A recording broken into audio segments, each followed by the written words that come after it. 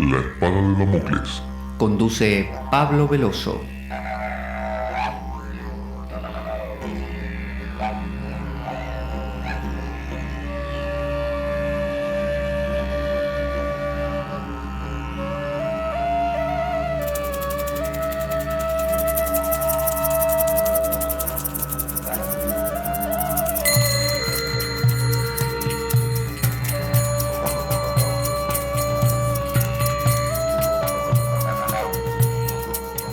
Tal como lo cortés no quita lo valiente, así lo hilarante no quita lo profundo. Y dado que la vida es un juego, aquí comienza La Espada de Damocles. La ficción más real que puedas concebir. La Espada de Damocles es un programa que por mera falta de objetividad cree ser diferente. Personajes mitológicos salidos de los más profundos avernos. Leyendas escabrosas y sin sentido. Curiosidades inquietantes e inútiles. Historias antiguas malversadas por nuestra incapacidad de entendimiento. Y cuentos carentes de profundo significado. También pretenderemos sin el menor éxito entender al ser humano en toda su dimensión. En suma, si quieres desperdiciar tu vida, aquí comienza La Espada de Damocles, la ficción más real que puedas concebir.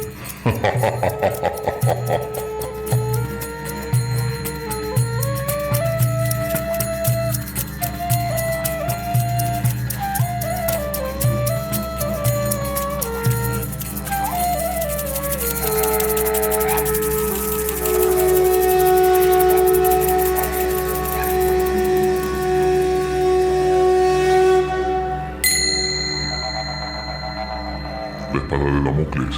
Conduce Pablo Veloso.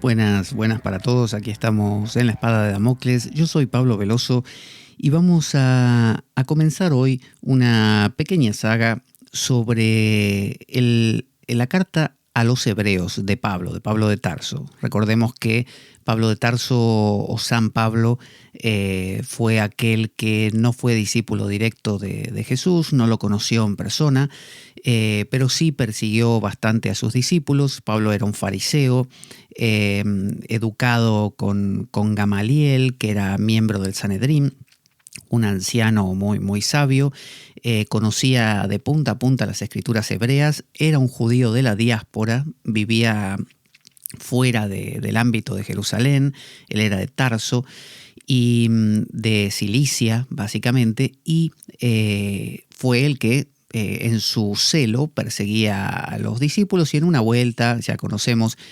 persiguiéndolos hacia la ciudad de Damasco, tuvo una visión de ese Jesús que le decía: Pablo, ¿por qué me persigues? ¿No?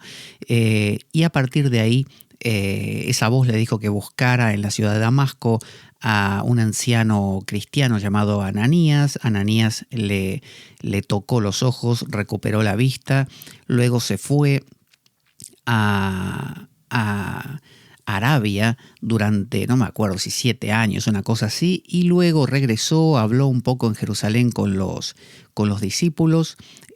Según él, solo habló con Pedro y con Santiago, Santiago el hermano de Jesús, y habló muy someramente, dividió su rol porque él tenía otra idea, quizá una idea que había madurado ahí en Arabia, y la idea tenía que ver con predicarle a los gentiles, ¿no? A los paganos básicamente. Mientras que los judíos no, pensaban que la prédica tenía que ser, o sea, los discípulos, la prédica tenía que ser a los judíos y había que circuncidarse y todo eso. Entonces, Pablo de Tarso escribió sus epístolas allá por el año 50. Si entendemos que Jesús habrá muerto por el año 30, ¿no? Poquito más, poquito menos, si vivió 33 años, supóngase 30, 33, 35, no sé, por ahí. En el año 50, 20 años después, ya estaba escribiendo Pablo estas cartas.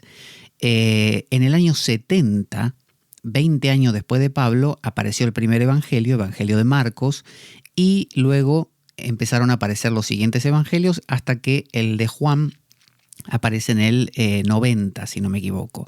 Así que fijémonos cómo va la progresión temporal. Estas cartas son muy importantes porque son cartas que Pablo escribía a las diferentes iglesias que él iba fundando en sus viajes, así que tienen dentro de sí una teología previa a los evangelios. Los evangelios son una narración, ¿no? Un cuento, un cuentito que ayuda a absorber mejor estas ideas, mientras que las cartas de Pablo son simplemente una especie de nociones e ideas y preceptos más crudos, ¿no? Más en forma de persona a persona.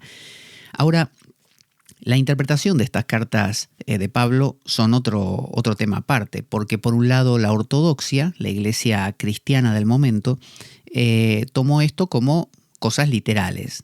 Pablo hablaba de Jesús, hablaba de un señor llamado Jesús que vivió, nació en Galilea y demás, y que murió en una cruz y por nuestros pecados y todo eso. Mientras que había otras interpretaciones paralelas combatidas por esos primeros padres de la iglesia. Por ejemplo, San Ireneo, sobre todo, ha sido un gran combatiente de lo que él llamaba herejías, la herejía gnóstica. Y también lo fue Orígenes, el gran Orígenes, que también fue tratado él mismo como hereje en vida, y se le quemaron todos sus escritos, salvo 3 o 4, y luego fue reivindicado más adelante como un gran sabio y padre de la iglesia. Pero bueno, la cuestión es que tanto Orígenes como hasta Plotino, diría, ¿no?, que no era cristiano, combatió a este pensamiento gnóstico. Y bueno, ese combate hizo que el gnosticismo fuera borrado del planeta, al igual que ocurrió con los cátaros, que eran hijos de este gnosticismo, allá en lugares como Carcassonne, en Francia, donde hubo una gran masacre. Los cruzados fueron los que mataron por orden del Papa y del rey. Mataron a todos, hombres, mujeres y niños, de estos hombres buenos, ¿no?, los cátaros. Y se pensó, bueno, hemos eliminado a la herejía, ya no nos tenemos que preocupar más. Pero desgraciadamente, como dicen, las mentiras tienen patas cortas y narices largas. Y en 1945, en Nag Hammadi, se encontró los manuscritos de muchos de estos textos que estaban aparentemente eliminados del planeta, y volvieron. Entonces, dentro de estos manuscritos aparecieron escritos de aquellos que Ireneo y demás criticaban constantemente, que solo teníamos conocimiento de ellos por la referencia que hacían los propios padres de la iglesia al combatirlos, ¿no? Cuando decían, por ejemplo, sí, porque los tipos estos escribían cosas como, por ejemplo, y ahí nos enterábamos de qué escribían. Bueno, en las excavaciones de Nag Hammadi aparecieron textos como el Evangelio Apócrifo de Tomás, el Pistisofía, que es un texto clásico del gnosticismo, atribuido a Valentín, y muchos otros textos por el estilo. Y entonces eso nos permitió volver a traer al gnosticismo a la palestra, comprenderlo mejor. Entonces, Elaine Pagels, una profesora de Historia de las Religiones de la Universidad de Princeton, es una escritora muy prolífica y que investiga, pero desde su inquietud personal, ¿no? Investiga, y además de ser, obviamente, profesional en lo que hace, y ha escrito un libro llamado El Pablo Gnóstico, ¿no? Exégesis gnóstica de las cartas paulinas. Entonces, había dos corrientes. Estaban los que interpretaban las cartas paulinas desde la ortodoxia, o sea, coexistía la ortodoxia con la visión de las mismas cartas gnóstica, ¿no? Algunos decían, lo que dice Pablo ahí es totalmente gnóstico. Y otros decían, no, lo que dice Pablo ahí es totalmente cristiano ortodoxo. Entonces, convivían, como digo, estas dos vertientes. ¿Cuál prevaleció? Bueno, la ortodoxa, pero ahora ha regresado a través de estas excavaciones y descubrimientos. Nunca se fue, siempre existió. De hecho, si uno mira en el hinduismo y lee el Bhagavad Gita, es gnosticismo, pero que chorrea de ahí el gnosticismo. Yo me he formado mucho con la línea hindú de Oriente, la línea oriental, y obviamente me resulta sumamente afín toda esta temática gnóstica, que no va en demérito de la espiritualidad cristiana. Por el contrario, yo creo que la reivindica y la profundiza y nos permite un acercamiento, a mi óptica, mucho más comprensivo, coherente, integrador que la visión literal. Ya que la visión literal consiste en que allá está Dios, que tiene un hijo, que lo mandó acá a la Tierra, al planeta, para que muriese clavado en una cruz, y eso de alguna manera compensaba unos pecados que habíamos generado a través de Adán, no por culpa de Adán, sino por culpa de que Dios permitió que se colase una serpiente y toda una serie de cosas. Serpiente que hablaba. Toda esta historia, cuando es vista de manera literal, es incongruente. Nadie puede entender cómo un padre puede enviar a su hijo para que muera y qué tiene que ver, por qué no directamente no limpió los pecados del mundo Dios él mismo sin tener que mandar a su hijo, y cómo puede tener un hijo, y bueno, todas esas cosas que lo único que generan son guerras. Por ejemplo, los musulmanes siempre se están mofando de que los cristianos dicen que Dios tiene hijos, y ellos dicen todo el tiempo, Dios no tiene hijos, no tiene. El Corán lo dice a cada rato. Entonces, son problemas de lo literal. Pero cuando entramos en una exégesis, en una interpretación gnóstica, nos da una profundidad inusitada y nos evita todos estos problemas. Entonces, vamos a analizar esta carta, que es la carta a los Hebreos. Y ya hemos analizado la carta a los Romanos de Pablo. Y la de los Hebreos es interesante porque tiene mucho de teología, nos explica mucho cómo se entiende toda esta idea gnóstica, cristiana en este caso. El gnosticismo no es cristiano, el gnosticismo no es nada. Es una postura, podríamos decir, filosófica, que se reviste de lo que sea. Se reviste de cultura egipcia y es el hermetismo egipcio. Se reviste de cultura babilonia o babilónica y también toma esa forma con esos dioses. Se reviste en la India de hinduismo y toma la forma de Krishna y de los 3 gunas y todo lo demás. Es decir, toma la forma de lo que sea. Entonces, en el cristianismo, que es nuestro lenguaje, nos hemos criado todos con esta noción, todas las instituciones con las que vivimos y coexistimos son de origen cristiano, de génesis cristiana.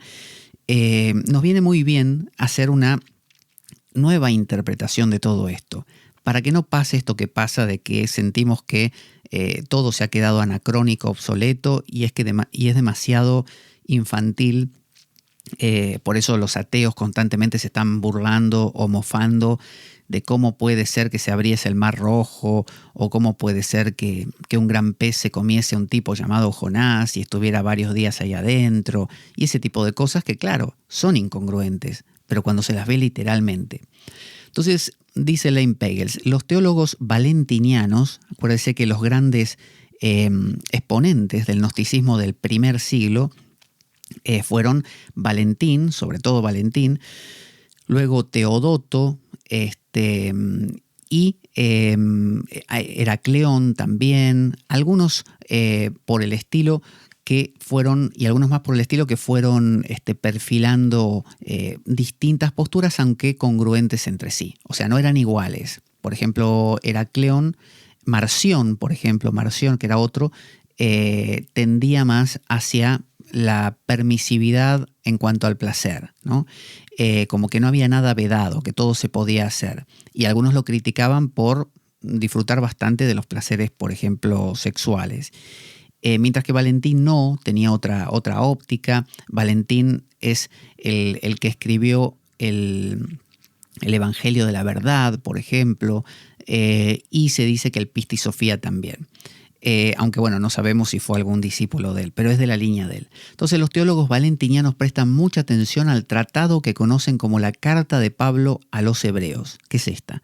Supuestamente encuentran su particular terminología y su esquema de tipología exegética, ¿no?, compatible con los suyos. O sea, sienten que lo que dice esta carta va muy afín a la propuesta gnóstica. Leen el tema del que trata, que es la superioridad de la alianza de Cristo sobre la de Israel. La carta a los Hebreos va dirigida a los hebreos, que son tipos que están acostumbrados a seguir a Moisés. y al pacto que hizo Moisés y el pueblo de Israel con Dios, y que están las leyes mosaicas, ¿no? Entonces, toda la carta a los Hebreos habla de, el pacto antiguo estaba muy bien, pero ahora viene uno nuevo. El nuevo tiene que ver con esta otra cosa.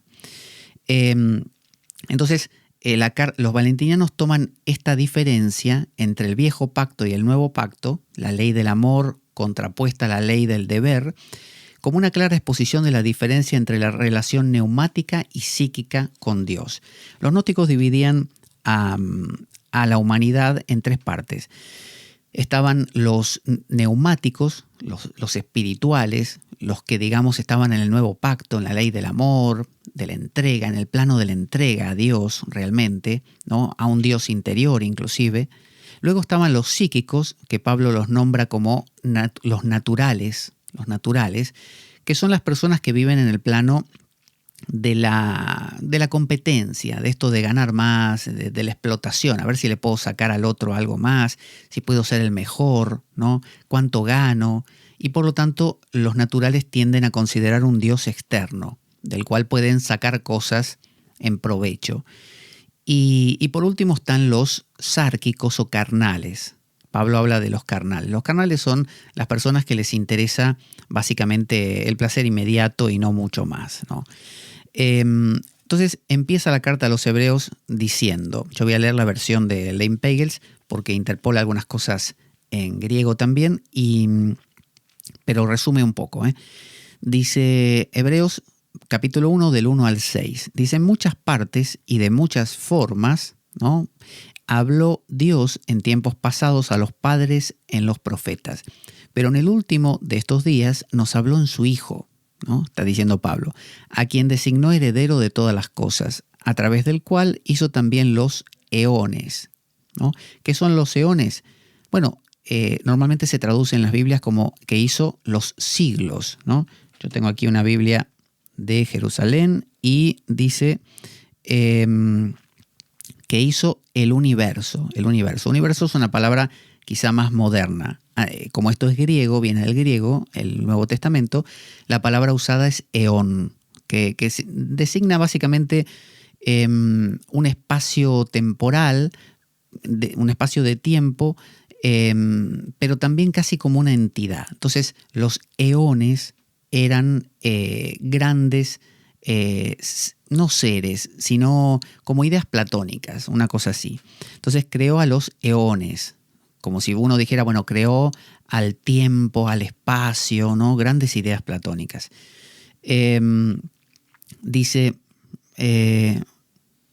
nos habló en su Hijo, quien designó a través de los eones, quien es resplandor de su gloria, el carácter de su hipóstasis, sosteniendo todas las cosas, el todo, ¿no? Panta, en la palabra de su poder. Habiendo realizado la purificación de los pecados, se sentó a la diestra de la grandeza, está hablando de Cristo, en las alturas, habiendo llegado a ser en mucho mayor que los ángeles, ya que había obtenido un nombre superior a ellos. Pues ¿a qué ángel le dijo alguna vez Dios, ¿no? Se sobreentiende, tú eres mi hijo, o yo seré un padre para él y él será mi hijo. Y de nuevo, cuando conduce a su primogénito, el prototocos, en el cosmos dice, adórenle todos los ángeles de Dios. Está diciendo que esa figura de Cristo de la que vamos a hablar es una figura, está diciendo Pablo, más grande que cualquier ángel. Entonces nos está diciendo, vamos a hablar de un principio que es, no sé, el silencio, el misterio, ¿no? Esa cosa trascendente que hay en lo más profundo de un ser y que no es personal. Eso es el Cristo. Luego, eso entraría en el mundo sobrenatural. Si bajamos un poquito, tenemos el mundo preternatural, que es el mundo de los ángeles, que es el mundo de la psique, es el mundo del alma, donde aparecen sus emociones, mis emociones. Por eso hay el ángel de la curación, el ángel de la guerra, el ángel de no sé qué. Son cualidades. Aparecen ángeles y demonios, pero en un plano superior está Cristo. Pablo comienza, dice Elaine, su carta explicando que Dios habló a través de los profetas en muchas partes y de muchas formas. Eso es importante, porque de lo contrario uno tiende a pensar que Dios solo habló, por así decir, o que se expresó en una religión y de una sola manera. Entonces, los cristianos suelen pensar que todo está en su Nuevo Testamento, los judíos en su Torá o Tanaj, y los musulmanes en eso suelen pensar que es más una revelación progresiva, que primero empezó con los judíos, después con los cristianos, pero ellos mismos afirman que cierra con ellos, que después del Corán no hay más nada, ¿no? Entonces, lo que está diciendo es que Dios habló en muchas partes y de muchas formas. Ptolomeo, en consecuencia, divide las profecías en 3 partes, ¿no?, distintas. La primera dice se originó desde el pleroma. El pleroma para los gnósticos es ese mundo de silencio, que le digo, ese mundo espiritual. Eso es el pleroma, donde se entiende, reside el mundo de las ideas platónico, reside Dios, sus eones principales que están normalmente formando lo que se llama la ogdóada, ¿no? 8 en parejas de 2, en sisigias, en parejas de 2. Esas parejas son, como le digo, como si dijéramos la pareja de, no sé, la sabiduría, la palabra, el amor, la eclesia, ¿no? Grandes conceptos. La primera se originó desde el pleroma y fue transmitida a través de la descendencia de los elegidos. ¿Quiénes son los elegidos? Los neumáticos. Está diciendo que, y recordemos esto, esta triple división, los neumáticos, los que están en contacto con ese silencio, los psíquicos, los que están más en esto de quiero ganar más, y los carnales, ¿no?, los ílicos, que están más en el quiero el placer inmediato, no son solo 3 tipos de persona exterior, son 3 niveles de uno mismo. Entonces lo que está diciendo es que los profetas han hablado en 3 niveles. Han hablado en un nivel profundo que viene directo de ese silencio. Es como si usted todo el tiempo estuviera escuchando voces, ¿no?, sin palabras, de profetas, ¿no?, de alguien que habla y anuncia en su interior desde el espíritu. Como que el espíritu, o la parte más profunda, o su silencio, si usted quiere, usted hace, no sé, meditación zen.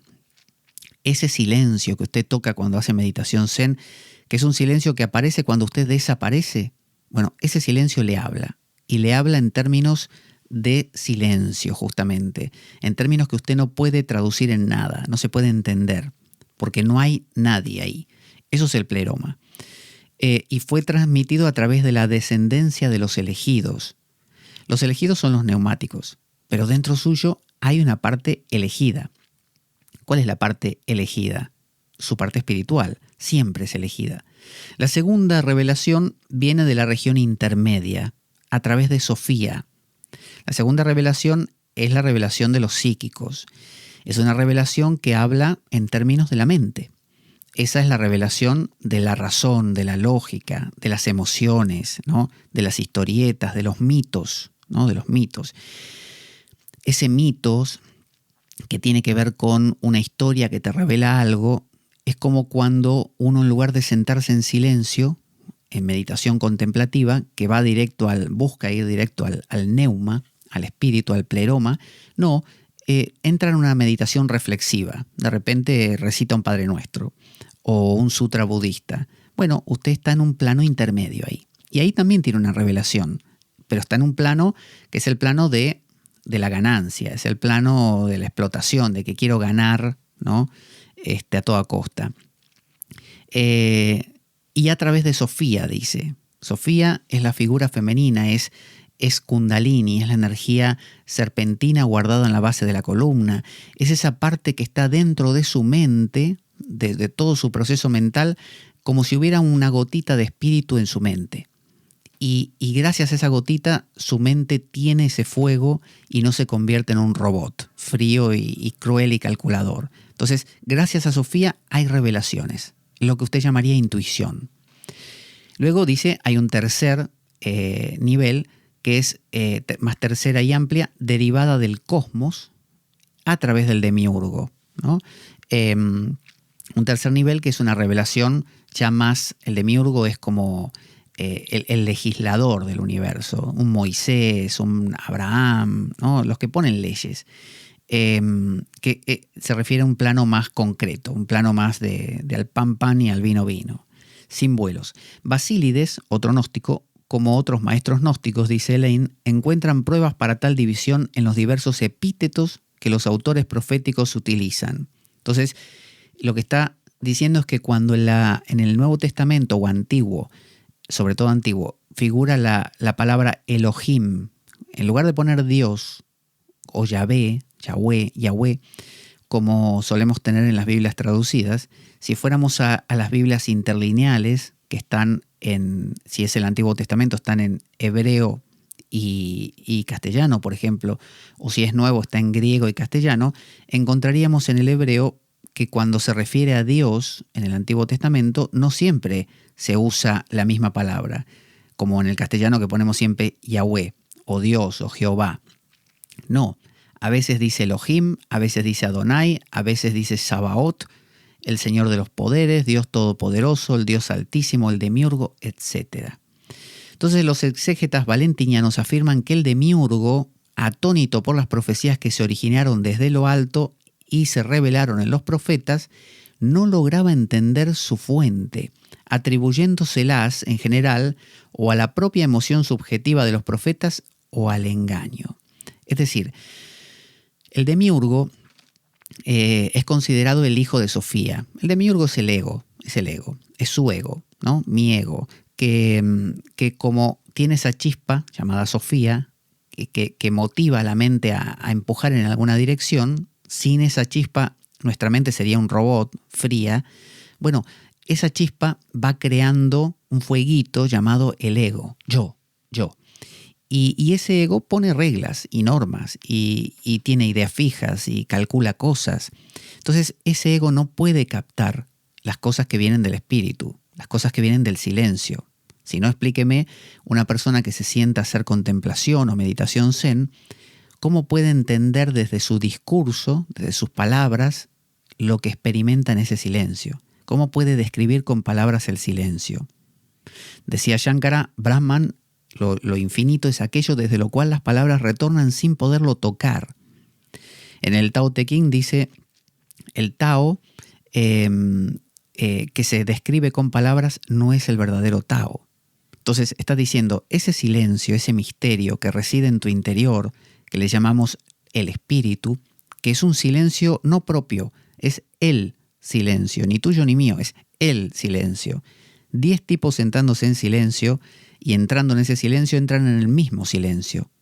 Sencillamente porque para notar que fuera de alguien, de uno o de otro, que hubiera diferencias, tendría que uno pensar para crear esas divisiones. Entonces, estamos hablando de que el demiurgo, el ego, jamás va a entender esta revelación que viene de arriba.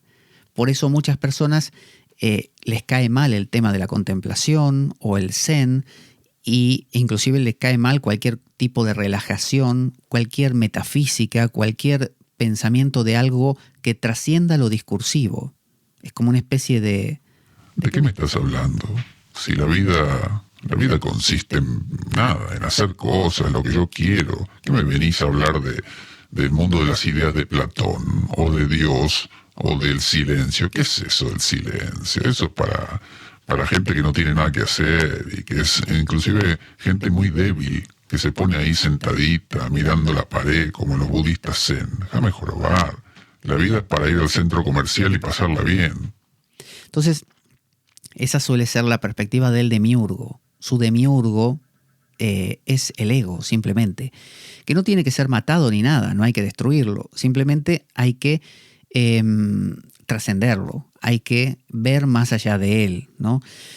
Entonces, el demiurgo, como no lograba comprender su fuente, atribuyéndolas en general o a la propia emoción subjetiva de los profetas o al engaño, claro, los criticaba. Cuando usted escucha o tiene una intuición o algo le viene de lo más profundo de lo espiritual, por así decir, ¿no? O viene otra persona y le habla de ese nivel, usted lo que hace es decir, este tipo está loco. Eso es lo que hace el ego. Eso es lo que hace el demiurgo, porque amenaza su poder. ¿Cómo me vas a hablar de algo que me trasciende a mí? ¿De qué me estás hablando? Yo edifiqué toda mi vida en el ego, en yo y mis cosas, ¿no? Yo y mío, yo puedo, yo hago, yo decido. Y me estás diciendo que no existe el libre albedrío, por ejemplo, que yo no decido nada, que hay algo por sobre mí. No, salí de acá. Eso es lo que suele hacer el demiurgo frecuentemente. Vamos a escuchar un audio muy pequeño que nos cuenta cómo colaborar con la Espada de Damocles, con nuestro programa, para que podamos conseguir bibliografía, que tengo ahí alguna en vista que tengo que conseguir y que todavía estoy en los trámites para ello. Ahí va. Nuestro programa carece de sustento económico externo. Si quieres colaborar y apoyarnos, puedes hacer de cuenta que me invitas un café y dejar una donación equivalente a ello o lo que tú desees a través del enlace de PayPal que aparece en nuestro canal en iBooks. Si tienes alguna duda al respecto, puedes enviarme un correo a infospadaweb@gmail.com para informarte, y desde ya muchas gracias por ello. Entonces estamos con que el demiurgo, el ego, siempre va a rechazar justamente a cualquier propuesta que lo trascienda, porque le pone nervioso. Pues, ¿cómo podría el demiurgo, dice Lane, entender aquellas profecías que venían desde el pleroma y que expresaban en términos simbólicos los misterios plerómicos y sobre todo el misterio de Cristo? O sea, cuando usted va a un cristiano promedio, que es natural, como diría Pablo, es decir, psíquico, él piensa desde su ego. Entonces piensa, yo rezo más Padre Nuestros, hago más rosarios, voy a la misa y consigo que Dios me quiera, ¿no? O me porto bien y Dios me ama. Dios es un señor o algo, una energía que está ahí, tiene un hijo y toda la historia. Entonces usted le viene a hablar de San Juan de la Cruz, de Meister Eckhart, de Taulero, de Suso, ¿no? de Miguel de Molinos, del silencio, de esto de el Cristo interior. No, esta gente se va a poner muy nerviosa con este tema. Pero en el último de estos días, estamos ahora dentro del verso 1, del capítulo 1, verso 2, fíjese que dice así: en estos últimos tiempos nos ha hablado por medio del Hijo. Está diciendo, antes hubo otra revelación, la de los profetas. Ahora viene a hablar por medio del Hijo. Entonces dice, pero en el último de estos días, en los últimos tiempos del cosmos, explica Ptolomeo, uno de los gnósticos, Dios envió a su Hijo para revelar estos misterios. Este Hijo es a través del cual Dios hizo también los eones, porque fíjese que este Hijo es un Hijo creador. Aquí dice, por medio del Hijo, quien instituyó heredero de todo, por quien también hizo el universo. En el Evangelio de Juan dice, el Verbo se hizo carne y por él todas las cosas fueron hechas. ¿Se acuerda? Entonces, está hablando que es una energía sumamente esencial, de la cual todas las cosas provienen, tanto del Cristo como de su Sisigia, de su pareja que es Sofía. En el libro de la sabiduría de Salomón, del Antiguo Testamento, vemos que dice, la sabiduría habla. La sabiduría en griego es Sofía, ¿no? Entonces, dice, la sabiduría, si no me equivoco, el libro de la sabiduría de Salomón es un libro deuterocanónico, que se encuentra en las Biblias católicas, pero no en las protestantes, si no me equivoco. Por lo tanto, está escrito en griego y la palabra sabiduría se dice Sofía. Entonces estamos hablando de esta Sofía que los gnósticos llamaban la Sisigia, la pareja del Cristo, ¿no? Una de las parejas de la autóada, de ese nivel trascendental de nosotros mismos. Y esta sabiduría, en el libro de la sabiduría dice, yo cuando Dios estaba creando, yo estaba con Él y Dios es como que retozaba conmigo y le encantaba tenerme ahí consigo y por medio de mí todas las cosas fueron hechas. Entonces, todo lo creado es creado por la energía de Dios, por esta pareja de Cristo y Sofía, ¿no? Entonces, todos los eones fueron creados por ese Hijo, es decir, los eones plerómicos. El Hijo soporta todo, al soportar dentro de sí mismo el pleroma completo. Es decir, el Hijo es como la primera emanación de ese Dios absoluto, es como si el Big Bang empezara a explotar. Bueno, la primera explosión, el microsegundo original, ese es el Hijo, ¿no? Ese Hijo que después se siguió expandiendo y creó todo el universo, pero ese Hijo funciona en pareja con Sofía. Por eso es que cuando Sofía cae del pleroma, que es nuestra vida cotidiana, es la proliferación de los 10.000 seres, como dirían los chinos, nuestra mente, nuestras cuestiones, todo eso que tienen a Sofía dentro, porque cayó de ese pleroma, bueno, tiene que ser rescatada justamente por su Syzygia, por Cristo, ¿no? Por esa parte espiritual que en todos nosotros reside. Para los valentinianos que ha realizado la purificación de los pecados y que se ha sentado a la diestra de la grandeza de las alturas, esa frase significa que Cristo, habiendo ofrecido el perdón de los pecados a los psíquicos, se sentó en el topos, ¿no? En el topos es como topografía, es como un espacio de distancias, de medida, ¿no? El topos. Entonces, por ejemplo, está el espacio, no sé, sagrado, el topos sagrado, y así. Entonces, él se sentó con el topos, el demiurgo, para reinar a su diestra durante la duración de esta era. Pues Cristo se ha convertido en mucho mayor que los ángeles, mucho mayor incluso que el demiurgo, a quien los valentinianos incluyen simplemente entre los poderes angélicos. Es decir, poderes angélicos, ¿qué son? Nivel preternatural, es decir, el nivel intermedio, ni el espiritual allá arriba, ni el carnal acá abajo, en el medio. El mundo natural sería la mente. Dentro de esa mente hay una agrupación de pensamientos de todo tipo y una de ellas es el ego, que es constante. Ese es el demiurgo. Entonces, Cristo desciende al mundo natural, ¿no? Es decir, se manifiesta en nuestra mente como una energía que proviene de lo profundo, como algo especial, que usted lo siente como que hay algo que me está cambiando por adentro, ¿no? Y que me señala cuál es el camino. ¿Y cómo me lo señala? Me lo señala con el ejemplo, muriendo en una cruz. Me está diciendo, el camino es el sacrificio. Tenés que entregarte, tenés que darte. Y se sienta a la derecha del topos, del demiurgo, hasta el final de los tiempos. Es como si dijéramos que ese Cristo se queda como junto a nuestro ego, ¿no? Como aconsejándole, como hablándole así al oído, diciéndole... ¿Sabes lo que tenés que hacer? No te enojes, deja, soltá, amá un poquito más, perdoná. No es todo para vos, compartí. Es como sentarse a la derecha del Padre, esa frase tiene que ver con sentarse a la derecha del ego, del demiurgo. Entonces, cuando Cristo baja a nuestra mente, traducido sería cuando usted lee en una historia, en un mito, en la Biblia, o le cuentan no solo el mito cristiano, sino le cuentan esta idea del sacrificio, del entregarse. Así usted sea un ateo, da igual. Usted es un ateo y le hablan del perdón, le hablan del amor al prójimo, del ayudar al otro, del dar para recibir, del perder para ganar. Eso es el Cristo manifestándose en su mente, con un ropaje de explicaciones, de palabras, de conceptos. Y cuando eso se instala en usted, porque usted puede hacer oídos sordos, le entra por una oreja y le sale por la otra, pero si no, que un cristiano diría, eso significa aceptar a Cristo, ¿no? En su corazón. Bueno, eso mismo es que el Cristo esté sentado a la derecha del Padre, ¿no? Del legislador, del ego. Está sentado a la derecha del ego. Pues Cristo, dice, se ha convertido en mucho mayor que los ángeles, pues mucho mayor incluso que el demiurgo.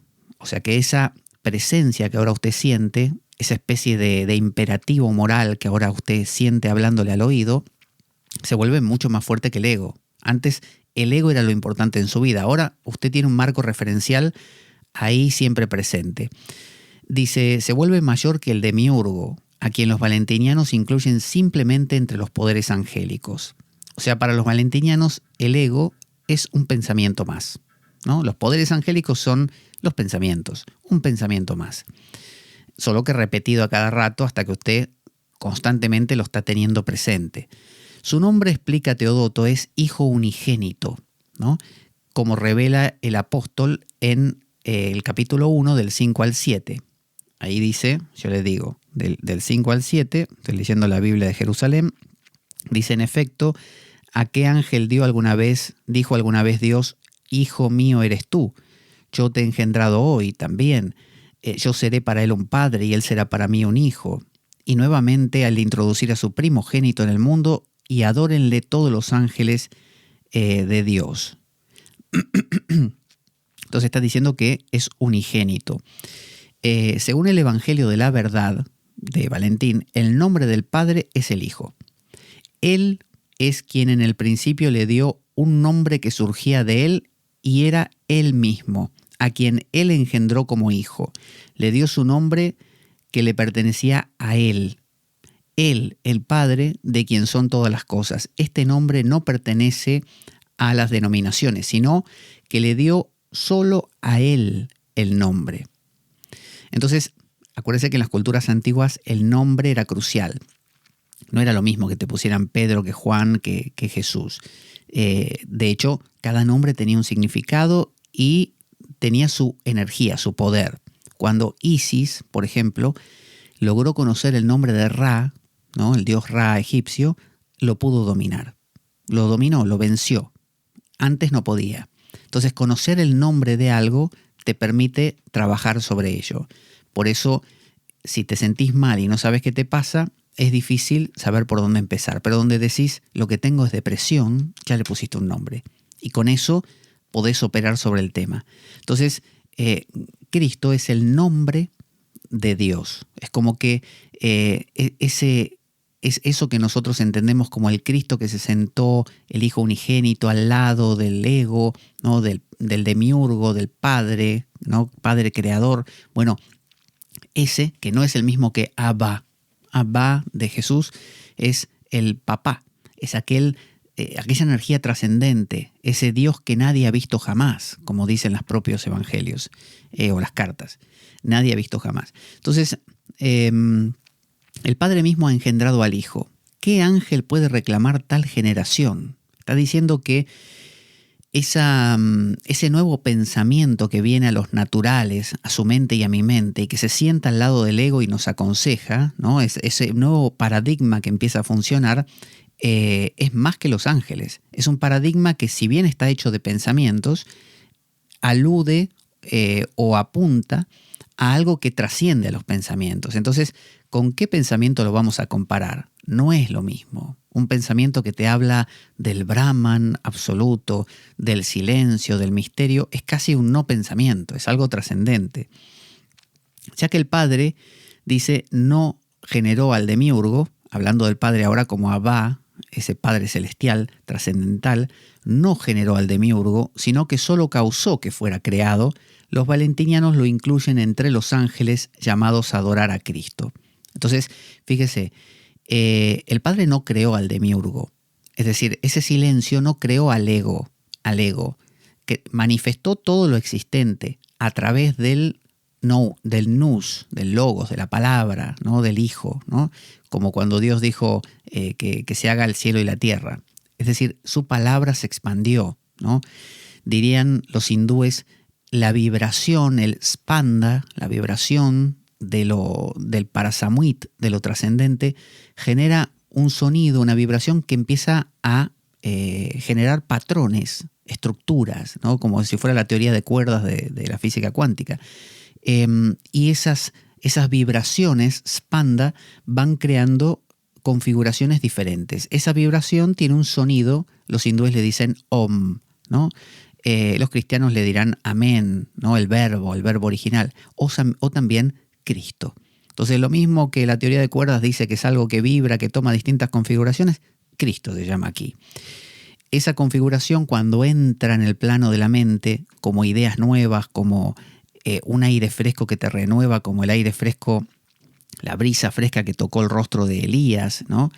en la montaña, que corrijo con fe de ratas en los programas anteriores que dije Isaías, era Elías, el de la brisa. Y entonces, claro, el demiurgo es considerado por los valentinianos como un ángel más, es decir, como un pensamiento más que está destinado a adorar a Cristo, es decir, a rendir pleitesía. Es como si yo descubriera que mi ego no es más, mi ego, el demiurgo, no es más que una configuración más que adopta, tal como los distintos pensamientos que pueda yo tener, uno más es el ego, por lo tanto proviene de la configuración de la cuerda esa, de la teoría de cuerdas, que adopta y forma el pensamiento de alegría, el pensamiento de tristeza, el pensamiento de ego, el pensamiento de... Por lo tanto, todo ello es vibración, spanda. Por lo tanto, en términos teológicos, todo ello está supeditado a Cristo y debería adorar a Cristo. Si lo traducimos, adorar a Cristo significa reconocerse una expresión de esa trascendencia. Si hasta aquí Cristo supera al demiurgo, dice Elaine, y a sus ángeles, ¿cuáles son su papel y sus funciones? ¿No? De esta cuestión se ocupará Pablo ahora. Y en la misma carta a los Hebreos, capítulo 1, del 7 al 14, dice, de los ángeles dice, hace a sus ángeles espíritus y a sus sirvientes llama de fuego. Pero del Hijo dice, tu trono, oh Dios, está entre los eones de los eones. Y tú, oh Señor, fundaste la tierra en el principio. Los cielos son la obra de tus manos. Ellos serán destruidos, mas tú permanecerás. Todos como un vestido envejecerán, como un manto los enrollarás y serán cambiados. ¿No son espíritus servidores enviados para el servicio, por el bien de aquellos que iban a heredar la salvación? Esto es carta a los Hebreos. Y ahora dice Elaine, el demiurgo, el ego, creado a partir de la sustancia psíquica del fuego, ¿no? Creado a partir del elemento fuego, pero a partir de Sofía, a partir de esa chispa, ¿no? Divina, ¿no? De profundidad que hay en nosotros, se aparece como fuego. Dice, el espacio, topos, que gobierna es el fuego, que gobierna el demiurgo, quemando con llamas que anuncian la destrucción del cosmos. Cuando esto suceda, el reino del demiurgo acabará, pero los hijos del trono permanecerán en los eones de los eones. Entonces, el ego está destinado a finalizar. El ego es fuego. Los hindúes también dicen lo mismo, que el ego, el ahankar, el creador, kar, del aham, del yo, es decir, el que repite el pensamiento yo, para que parezca sólido, en algún momento se le acaba la pila. Se le acaba la pila. Es puro fuego, ¿no? Vio que el ego lo único que quiere es más cosas, más. En algún momento se va a acabar todo esto. Y va a finalizar, tanto él como el universo que haya creado. Usted puede crear un universo mental de tristeza o de alegría o de impotencia o de angustia o de depresión. Entonces dice, la cita siguiente habla del demiurgo como el Señor que fundó la tierra y formó los cielos, ¿no? Para los gnósticos, este Yahweh del Antiguo Testamento que crea en el Génesis es el ego creando, dando sentido a mi mundo. Ese niño que empieza a crecer y empieza a sentir que no es la teta de mamá, ni tampoco lo que tiene pegado la teta que es mamá, y tampoco es papá, sino que es un ser aparte y tiene que hacer vida propia y camino. Bueno, ese niño empieza a desarrollar una identidad, un ego cada vez más fuerte. Entonces, ese es el Señor que funda el cielo y la tierra. Nuestro cielo y tierra mental, interior. Prometiendo, dice, que cuando su creación material sea destruida, Él mismo permanecerá. El ego cree que cuando se acabe, por ejemplo, cuando uno muere, muere pero yo sigo, voy a reencarnar, ¿no? Esa idea de la equivocada que tenemos de la reencarnación en Occidente, de que lo que reencarna es el ego. No reencarna el ego. En realidad lo que reencarna es todo el movimiento, o sea, las partículas corporales más las energías que se movieron se reintegran otra vez en un ciclo nuevo, de forma quizá muy parecida, pero no igual. No es que el fulano de tal aparece en otro cuerpo, con todo lo que tenía. No. En el Bhagavad Gita dice que es como el perfume, como un perfume. Cuando uno siente que un perfume se traslada, no se traslada entero, se traslada a esa brisa con algunas esencias y otras no. Entonces, Teodoto, un gnóstico, describe cómo la sustancia psíquica de la cual el demiurgo creó los cuerpos y las almas como vestidos para la humanidad será rechazada como si de ropas viejas se tratara y aquellos que la llevan serán transformados, ¿no? Es decir, el demiurgo, el ego, crea sentido y reviste de pensamientos, ideas que uno va generando acerca de las cosas, opiniones buenas, malas, va creando todo un mundo. El demiurgo entonces sirve a Dios en la formación de los elementos cósmicos, supervisando la iglesia psíquica y finalmente recibiendo de vuelta las almas de la humanidad. En todas estas tareas fue enviado para el servicio por el bien de aquellos que iban a heredar la salvación, de la misma forma que los profetas mismos fueron enviados. Está diciendo que el demiurgo crea una especie de vestimenta para el alma, es decir, crea el sentido de vida. Hace que usted crea en el amor, o que crea en el progreso, o que crea en la civilización, o que crea en el lenguaje castellano. Es decir, que usted vaya dando sentido a las cosas, vestimenta. Una vestimenta que luego va a disolverse y todo va a regresar al demiurgo, al ego, ¿no? Todo se va a disolver en lugar de yo tenía, yo tengo, yo alcanzaré, yo alcancé, va a quedar yo, el ego. Y a su vez ese ego, llegado el momento, va a tener que remitirse al yo, no al ego, al yo. Y el yo es el reflejo de Dios en la tierra, el Cristo, ¿no? El Cristo interior.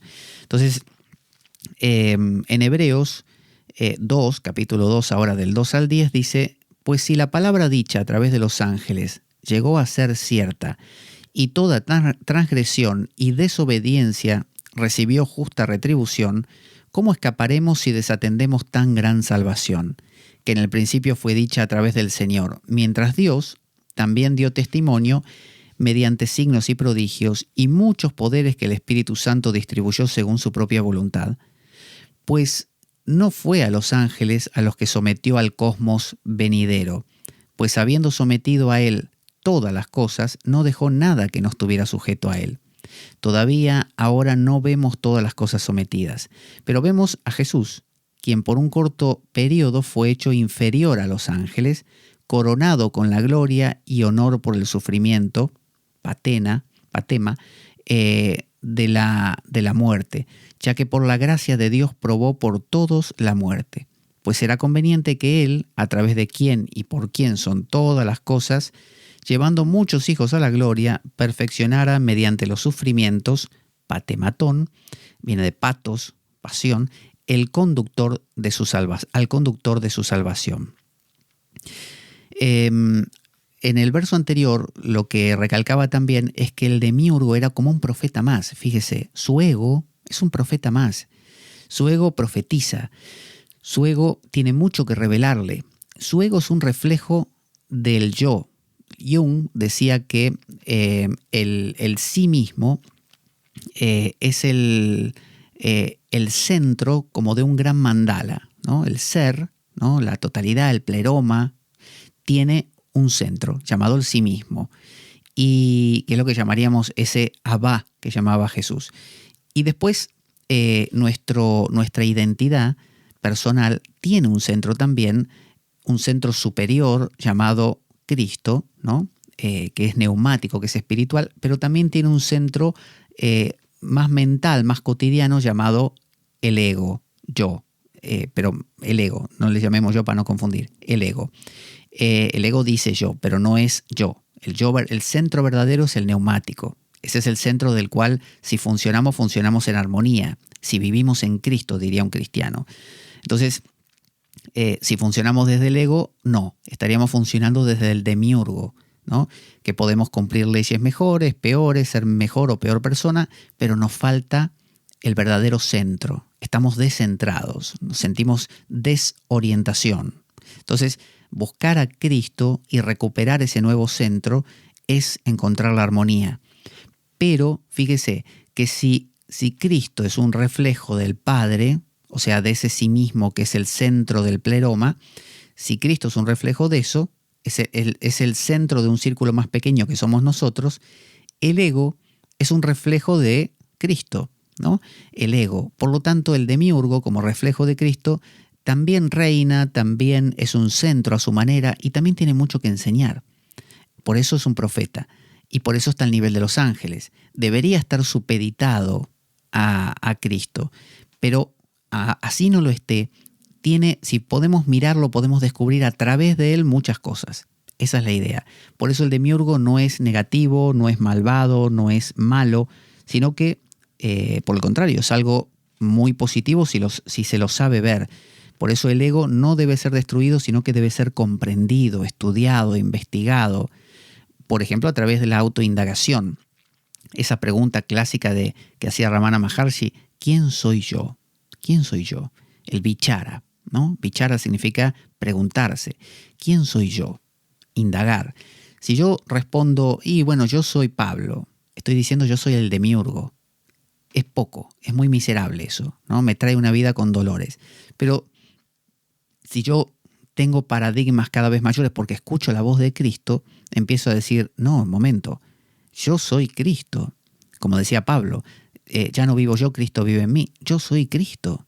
Yo tengo mi vida en Cristo. Diría un cristiano, sobre todo evangélico, diría, yo soy hombre nuevo, fui lavado por la sangre de Cristo, Él se llevó mis pecados. Bueno, eso es, vivir con otro centro, el centro puesto en el yo, diría Jung, y no en el ego. Eso no implica matar al ego, sigo con mi ego, pero no es el centro de mi vida. Y cuando vivo en Cristo, vivo en un centro que es el reflejo de otro centro más grande, Abba, el Padre, a quien nadie ha conocido y que es la fuente de todo. Hasta aquí vamos a ver hoy la exégesis, la primera parte de la exégesis de la carta a los hebreos. Luego continuaremos en la siguiente ocasión. Vamos a escuchar un pequeño audio que nos cuenta cómo participar de nuestro grupo de Telegram que tenemos aquí con la gente, todos los oyentes magníficos del programa La Espada de Damocles. Ahí va. Puedes sumarte al nuevo grupo de Telegram de La Espada de Damocles. Para eso solo tienes que descargarte la aplicación para el sistema operativo que tú utilices en el móvil o en el ordenador, en la computadora. Una vez que te lo descargas, puedes, llenando los datos que te pide, entrar y buscar mi alias, que es Pablo Veloso, y una vez que lo encuentras me dices, hola, ¿qué tal? Soy fulano o fulana de tal y quiero entrar en el grupo de La Espada de Damocles. Inmediatamente te envío un enlace de invitación y ya estás dentro del grupo. Es un grupo donde compartimos material, donde vemos las últimas novedades de la espada y donde nos conocemos entre nosotros los damocleanos. Un grupo muy divertido, muy profundo, muy valioso. Realmente te va a gustar. Y ya llegamos al final de nuestro programa. Vamos a poner nuestra cortina de despedida y nos encontramos la siguiente para seguir tratando este interesantísimo epístola o carta a los hebreos atribuida a Pablo de Tarso. Ahí va nuestra cortina. Hasta la próxima.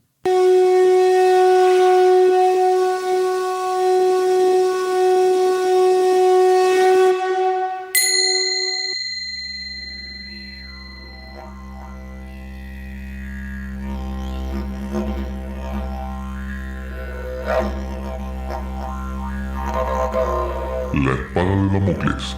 Conduce Pablo Veloso.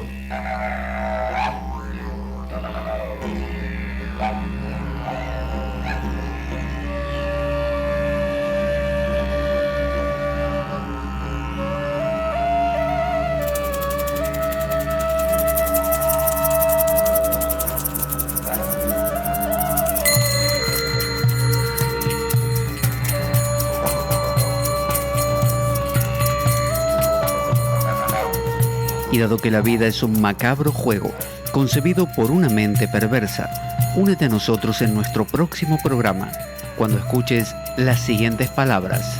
La Espada de Damocles, la ficción más real que puedas concebir. Buena vida para todos, buena semana y... ¡Avanti, damocleanos!